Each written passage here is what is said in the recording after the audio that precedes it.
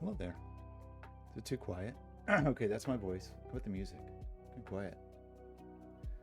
Hi, hello. I haven't streamed in a while. I haven't done a technology stream in a long time. Did I do this right? Are we actually streaming? Did I name the thing? Did I pick the right area? Anyway, I gotta do a thing, and I thought I might as well just stream it. I need to document this for one David Lobser. So really, this is a stream just for him. That's my co-host Bowie, or maybe I'm the co-host. You'll notice I have weird illumination from the bottom. Anyway, this is going to be probably boring for most people, but I also thought maybe some human somewhere would find it potentially useful. So the thing we're talking about is this going to work? This thing. It's very bright. Do I have auto exposure on? And in fact, let's switch to this thing. Yeah, okay. So our goal on this little discussion, so this is something I'm setting up for my friend and colleague, David Lobser, so that he can use an array of whatever they are, the NeoPixel kind, WS, what are they? NeoPixel WS 2812B. Should work on any strip of those, but this is an off-the-shelf product from a company called BTF Lighting. Used their stuff before in other contexts, but you just get a circle. Get a nice circle here.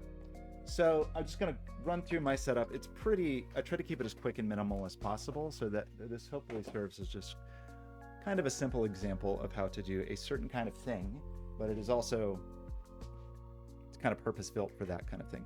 So starting with the object, this object. Should we not have this plugged in? Let's not have it plugged in. I don't know how well this is going to focus. So I'll show you the before and after of my soldering. This was just the fastest way for me to solder. I don't know why but my audio is actually recording. Seems like it is. Look at this. No. Too many cables on the desktop. So before you solder it, it looks like this. I chose to do it in what to me felt like the simplest possible way. But basically, everything in the NeoPixel world is three wires. It's 5 volts ground and then a data pin. And the reason there's 4 terminals in each of these is you can kind of daisy chain these. So you can think of these effectively like this is an LED strip, this is a strip, this is a strip. It's just each of these is a strip that just happens to be arranged as in concentric circles. But this is the 5 volt, this is the ground, and on the outside is a data in and a data out. And so our goal is we want to get power to all the 5 volt connections, and we want to get ground to all the grounds, and then we want to kind of stagger where out goes to in, out goes to in, out goes to in, and so on. So you can see, I don't know if you can see. If you have this in real life, you can see that we probably can't focus on this. Anyway, Skojo, how's it going? This may be a boring stream. Oh, it's nice to see you. I'm gonna start streaming Sudoku again soon. It's just been a busy time, but I've missed everybody. So we just have to kind of daisy chain, alternate back and forth the outs and ins. You could, and David, probably you do want to, like snap these and have them disconnected, and even have these kind of like with little hangy wires where you could make little, whatever, wires of a few inches each and just kind of have them hang. My Pittsburgh trip was great. It was a very busy. I apologize for not reaching out, but it did turn out where I was just working the entire time. But I did get the Charlie Harper exhibit opened. I should have all the photos and stuff soon. Went very well. You've been on my mind lately because I have some escape room technology that I need. I'm working on 2 projects that have like little solenoid release locks. And I was like, what if Skojo's used these little solenoid release locks? So, this is my soldered version. And all I did was take I think this is 22 AWG, just a length of wire, and fully stripped a long length of power and ground so that I just had one long strip, and then I just soldered along it rather than making a million little jumpers. That's not going to work if you want to break this apart. Kind of wish this arrangement was a little different. It's a little unfortunate that it's arranged like this. Another option might be to just solder 45-degree angle pins so they're sticking up or something like that. You basically use them as surface mount pins on these. Anyway, lots of soldering options, but the core concern. Oh, sorry, I'm getting a call that I have to take. Excuse me.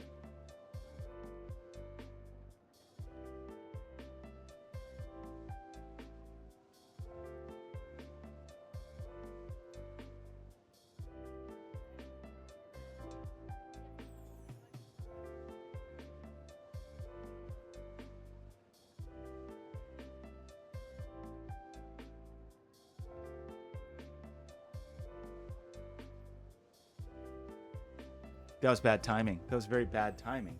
Kyle, how's it going? Should we have a circular Sudoku grid? Okay, that was very poor timing because I was supposed to be like talking about how something worked, and that was a client whose things aren't working. Not good. Not a good situation. But I've got Bowie, got my coffee, and we'll just try to figure it out. Hopefully, it's just like a problem with their Wi-Fi. Really hope.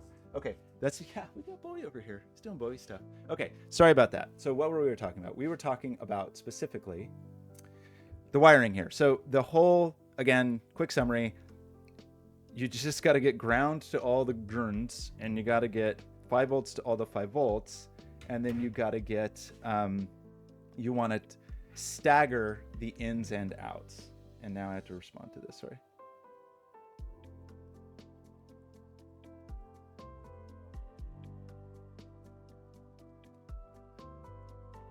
Okay, I'm gonna go there on Friday. Okay. So, and that's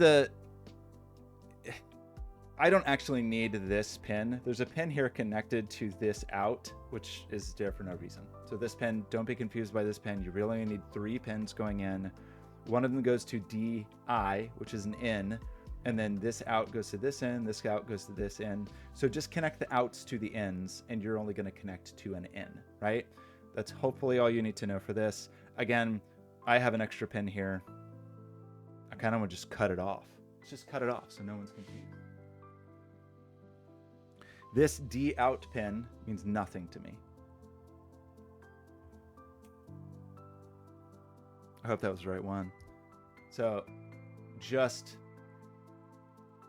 this D out does still need to connect to this board, obviously, but I don't need externally to cut it. So that's the wiring here, or the soldering here, which is hopefully very easy. Obviously, you could think of a lot of different ways to do it that would be perhaps more robust. So now we want to talk to this thing. So I chose a Raspberry Pi Pico because they're inexpensive and they're very good, and I like them. And so all I have done here is I've got a Pico on a breadboard. I've got its 5-volt pin hooked to the 5-volt rail, and I've got its ground pin hooked to the ground rail. In real life, is this Saw? Oh no, am I killing people? Did you see what was that like I was cutting off their legs or something? But what's his name? Jigsaw? Jigsaw would never cut off someone's leg. He would make them do it, right? Like I would have made this board do it, saw off its own leg. So that's all well and good. In real life, for any number really of pixels like this, you probably don't want to power straight from USB. An external power supply would be good, meaning that the 5-volt and ground here should come from somewhere else, ideally. You will need a common ground. So, you'll have at least the data cable going, but you'll want to share a ground as well. But for simplicity's sake, I have these, like the brightness set pretty low, so I think it will be okay.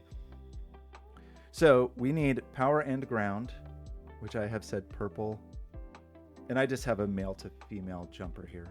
So power and ground on the rails that we just powered from the board, and we're specifically straight from the USB. It's not the 3.3 volt. And then this is our data cable, and it's going to connect to the data in over here. And I think it's pin 7, which is really pin 10, which is confusing. Let me look at the Arduino code again. I did data pin 7, which I think is really D10. Maybe I should change that to D10. I was using a different board before. Got confusing. Okay, D7. Is that actually real? I shouldn't have done that. Don't. I made a mistake. D7, is that real? Are you gonna compile, buddy? Come on, buddy. You can do it.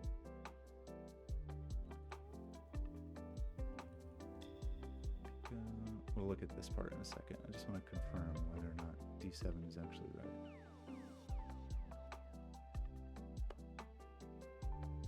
Okay, so this is hooked up. Now we want to make sure that power goes to power, and ground goes to ground, and data in goes to data in. So we have power, ground, data Did I do this correctly? Maybe.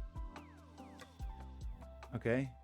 And then let's go back over here. Oh my gosh. You want to play a game? Oh no, never. See, Skojo is already set up to become a Jigsaw type person.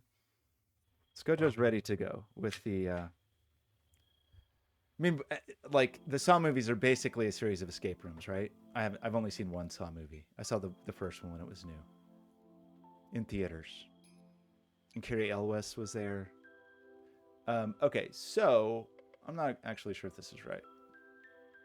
I don't like this software setup. I tried to do it in a very simple way. I think D7 is actually pin 10. It's very annoying that I don't see the definition. It looks like D7 is pin 7, actually. So anyway, we'll look at that in a moment. I may have broken everything, who can say. So that is the hardware side of things, which should be very simple. It is kind of pretty. You got a little sparkle circle, a little hypno disc. I'm just using a little 3D printed thin diffuser sheet here. Okay, so let's talk about the software side. So hopefully hardware side is very simple. Again, the only real caveat here is really you should be using a different 5-volt power supply, and you want a common ground between this if you're plugged into USB, which is designed to do. So let's talk about software. So let's go over here to this place called Desktop Capture. And I normally prefer a more complex setup than this, but I made it as simple as possible. So I use the normal Arduino IDE, which I never use. I prefer Platform IO, but to make things easy on David, here it's just in. So this is Arduino 234. The only special things I did were, one, I have additional boards here, the Earl Philhauer boards. If you just search for Arduino Pico on GitHub, there is instructions on how to add those boards to the board manager right here, installation. I prefer that person's repo over the Arduino repository, but it might be fine to use the Arduino one. Anyway, it gives you your URL to put in here, and then when you install the board, you search for Raspberry Pi Pico, you should be able to install this one. So that will give you the Pico support. And then the one library we need is FastLED by Daniel Garcia, so you install that. So those are the only two setup things that we need to do, really. If you're trying to flash this, you can't do that while you're connected via serial. So we need to just, if we refresh, that will undo. Let's see if I broke this. And then we'll take a walk through on this side of things. Okay, so that seems good. Did it work? Who can say? That might have been the wrong pin. Nope, it was the right pin. So let's walk. Wait, I have this camera here too. Is that normal? Do I normally have that camera there? You have a Saw-inspired room? That's terrifying. Okay, so let's just walk through this. I tried to keep it as terse as possible. It's only 124 lines. The whole idea is that you get a header byte, 2 header bytes that tell you a message is coming, and then you get a huge sequence of RGB values for each pixel. So that's 241 times 3, which is why the data size is 241 times 3. And you get a footer byte. And there's some nice things in here that try to, like if there's a timeout or whatever, it tries to deal with it. So just walking through the code, all you should really need to change, if you want to change the pen, it's here. And if you want to change the number of pixels, it's here. This is the type of these LED strip. If you use a different LED strip, you may have to change these. This is just determined by this. Header and footer are constants, and the frame timeout is just like, if you don't get any data for a while and you're in the middle of a frame and something seems wrong, it will just continue, or at least that's the idea. Here's our LEDs. This is the data type that FastLED wants. Here's our serial read buffer. Here's how we're kind of determining, like, are we looking for a header? Are we in frame? And when is the last piece of data we got? So in startup, first we add our LED strip. Fast LED is really powerful. You can have lots of different strips on different ports and things like that. And then right now I have the brightness set to 32, mainly so I'm not drawing too much power, because at a certain point it would be more than I wanted to pull over that pin over USB. So if you want to set this fully bright, you probably want to use an external power supply. This is just the initial pixel state, which was kind of those Christmas colors. So if I unpower this and then power it, we should see the Christmas colors. Why don't I see the Christmas colors? Is that already connected? Maybe that was already trying to send. Why don't I see the Christmas colors? Okay, maybe I broke the Christmas colors. Give me a break.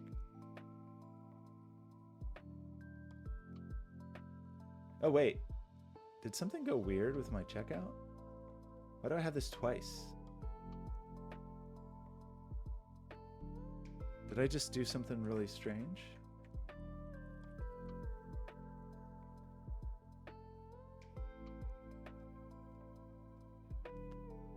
Did I do something silly here?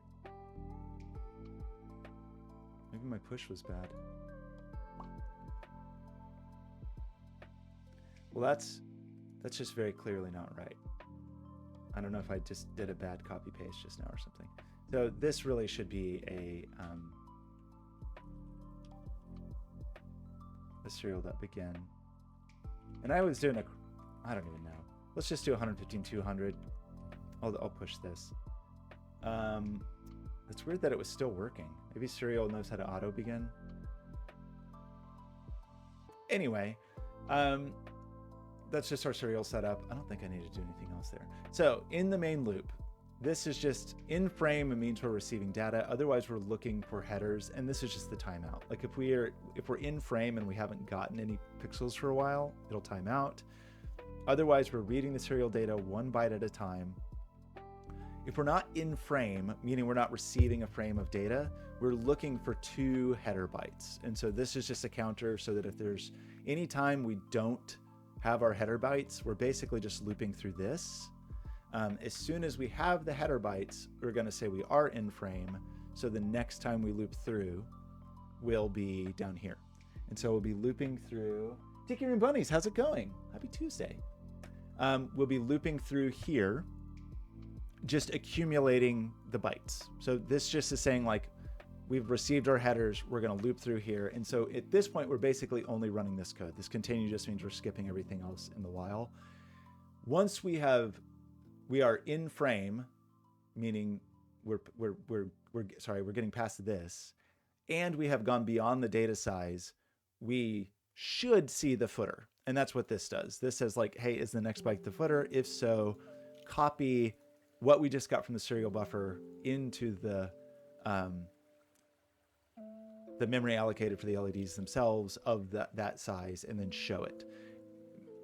Put simply, anytime we get a footer, we assume that we just got all the bytes and we draw, and that's it. And then we reset after that. So it's the structure of the loop's a little weird, the way the continues work, but that's all there is to this really, is 2 header bytes come in, a whole bunch of bytes, 3 per pixel, come in, and then we get a footer, and then it displays it. So I tried to keep this as minimal and simple as possible, no other dependencies, no other fanciness.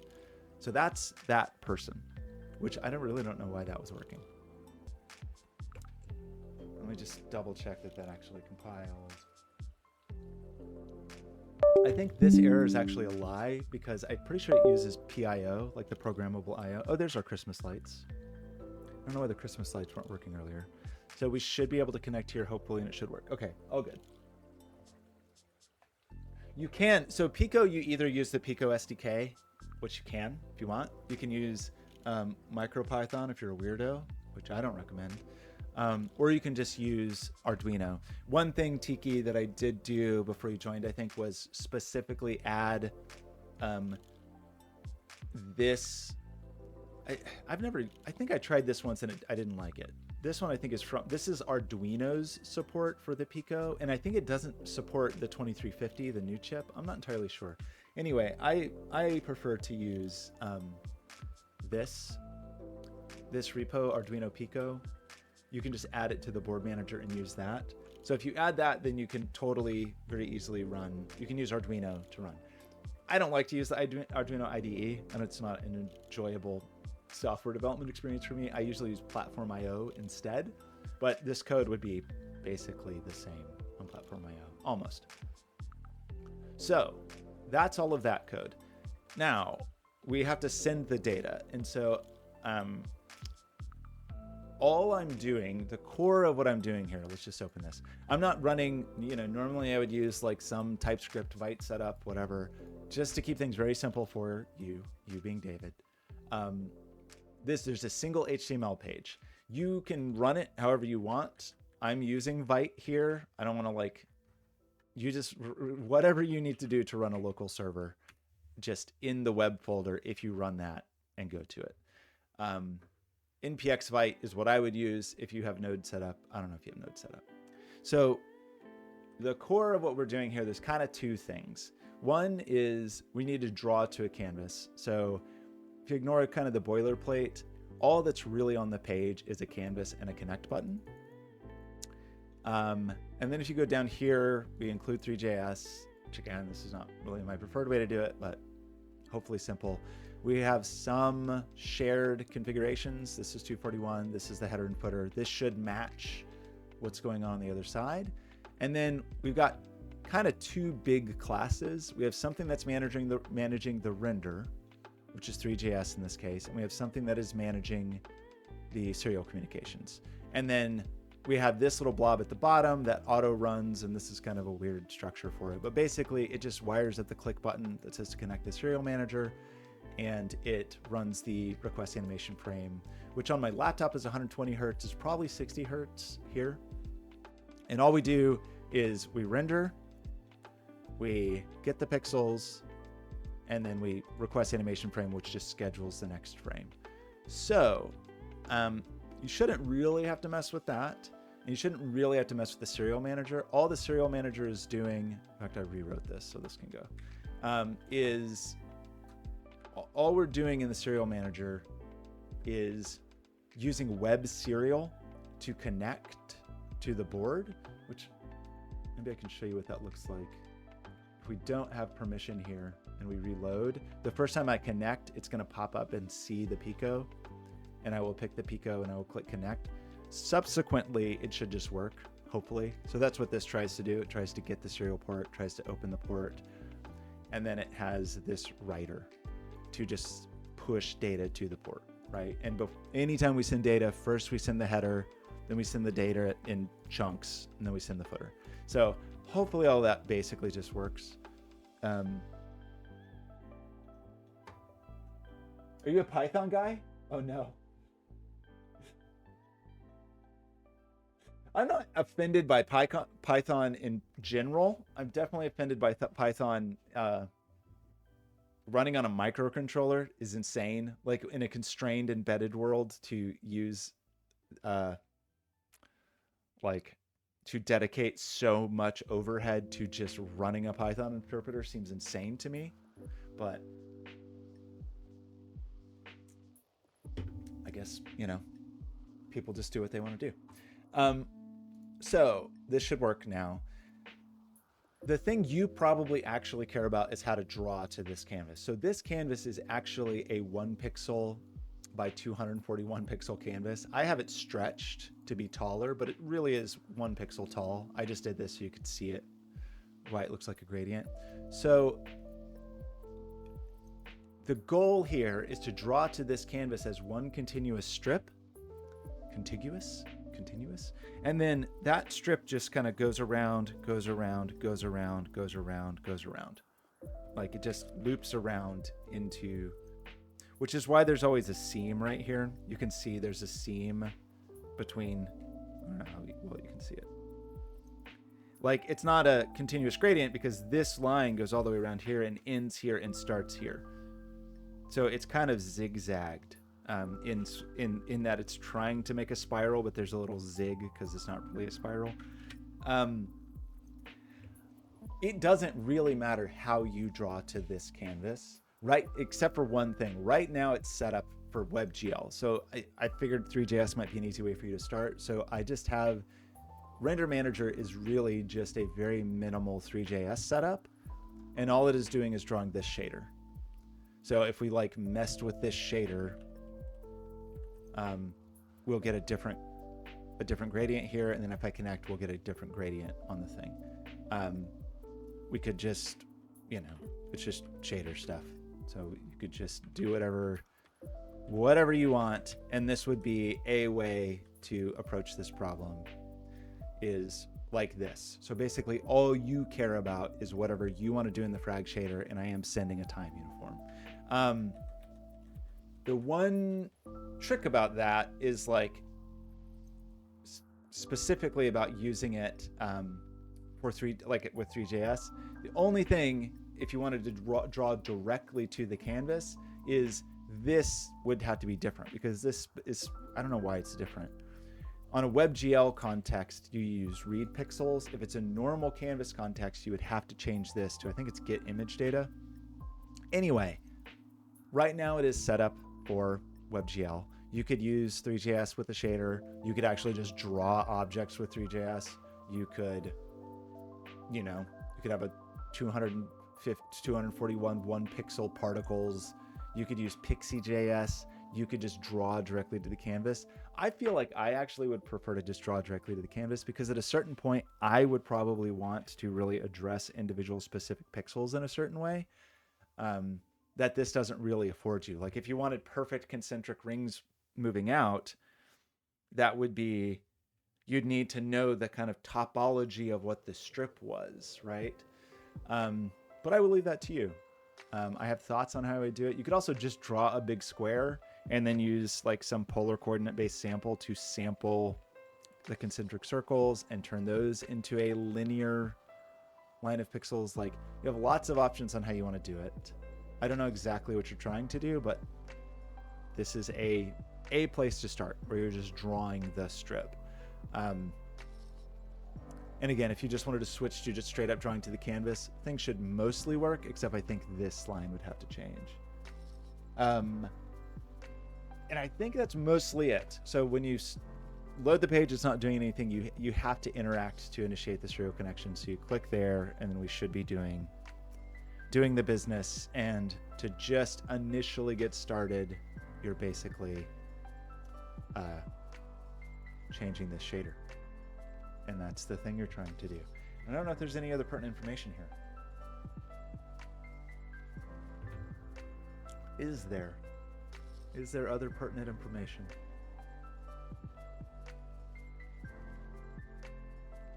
Not sure. I think that's it. Obviously, David, you can ask me questions. For anybody else who is watching that has some interest in this. So again, the goal here is high-speed serial communication of a graphics buffer from this device to this device. It will work for anything you want to send to a strip of these pixels in whatever arrangement they are, but you have to handle that arrangement. Meaning, like, if you get a panel of these, sometimes they're zigzaggy, and you would have to deal with the zigzags, whatever, before you sent the data. This data as sent maps directly to these pixels in order, always, hopefully. Anything else that is pertinent here? Hopefully that's a start. Yeah, and the repository is at Scott Gardner Light Wheel. And so the web folder is just where you run that web dude. The Arduino folder, very annoyingly, has to be in a, this is silly, but Arduino requires it, is in here, and I will push the silly, how did I do this? I must have been like rushing to commit and just committed nonsense, because that was a very silly thing to do. What did we actually change here? We cleaned up my old thing, and stream cleanup, stage changes. Oh shoot, I didn't configure Git on this machine yet. Oh no, I wasn't even looking at the right thing, sorry. Oh no, was I pointed at the wrong thing this whole time? When I was talking about the web code? That would be funny. Shoot. Well, let's assume that I was. Was I really? Was I pointing? No one's paying attention right now. I think I watched through. Did I actually show this on screen? I don't know. No, I don't know. Who knows? Wrong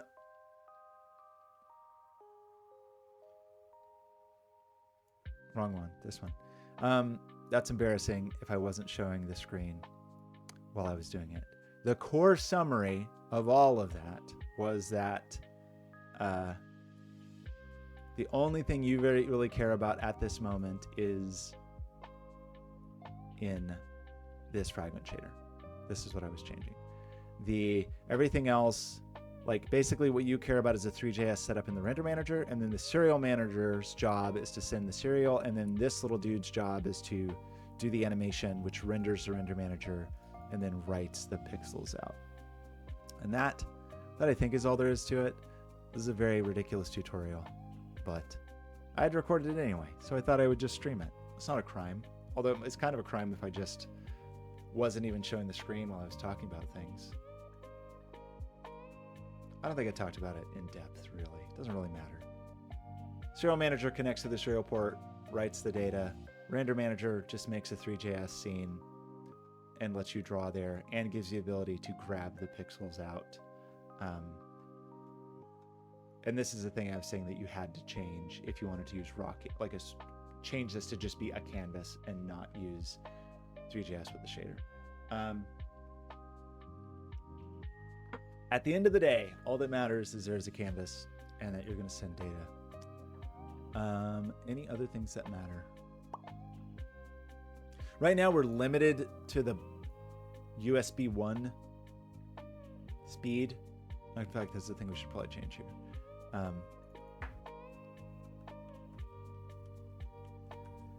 If you wanted to really make a crazy high performance version of this, you would want to probably use a Teensy instead,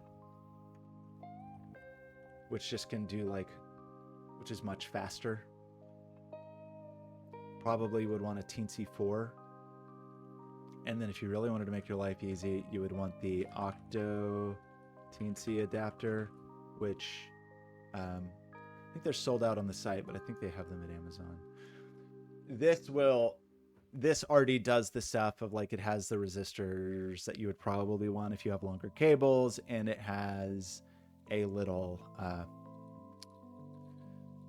buffer chip that it uses to step the voltage up from the 3.3 volts that the microcontroller outputs to the 5 volts that the LED strip actually wants, which is a kind of important point, that really you're supposed to drive this with a 5 volt data signal. Some LEDs are very specific about that, but we just hit 3.3 volts from here, and it's generally okay, but it's not ready for production. If you wanted to have this really be ready for production, you would want some strategy for bumping your 3.3 volts up to 5 volts. I usually use this IC for that, which I think is the same one that is on the Octo adapter, I believe. I think it is this something.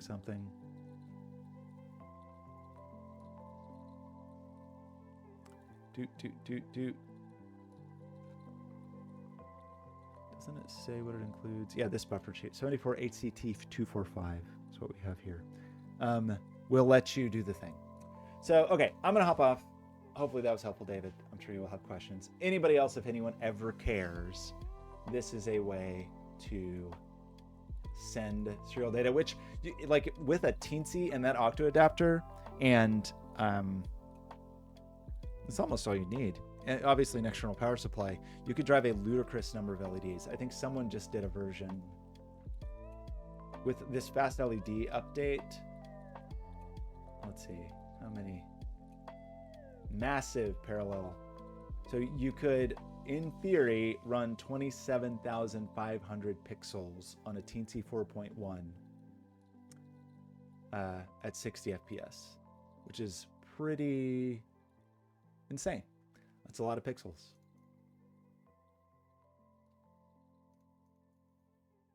So, might be worth just even starting with that, but a Pico is $5. So, okay, I'm finished. Everybody, Tiki, Kyle, Skojo, thanks for stopping by the weird stream. I need to record some offline Sudoku streams for a secret mission, but I do plan to, hopefully we'll get back to streaming soon. But thanks for stopping by. Anybody who's watching this in the future, I don't know why you're watching this. This is a terrible tutorial, but I'll see you later. Bye.